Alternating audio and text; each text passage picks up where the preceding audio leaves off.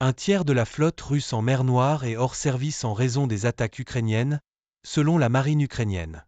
Depuis le début de la guerre en février 2022, l'Ukraine a infligé de lourds dommages à la flotte russe, notamment en coulant le navire amiral Moskva, symbole de la fierté de Poutine, et en attaquant à plusieurs reprises d'autres navires et infrastructures maritimes, y compris la base principale de Sébastopol en Crimée, grâce à des drones maritimes et d'autres engins sans pilote.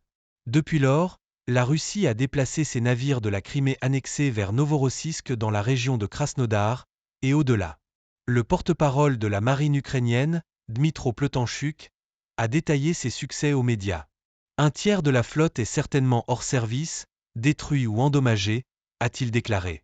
Ce chiffre correspond à d'autres estimations, comme celle du Jamestown Foundation, un institut américain, qui a déclaré en mars de cette année que les drones maritimes et les attaques ukrainiennes en mer Noire avaient permis à l'Ukraine de continuer à exporter des céréales à des niveaux presque équivalents à ceux d'avant-guerre.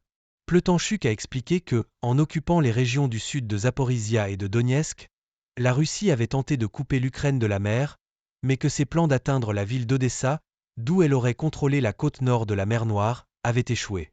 Interrogé sur le nombre de navires et de lance-missiles russes touchés en mer Noire, le porte-parole ukrainien a répondu, officiellement, 28.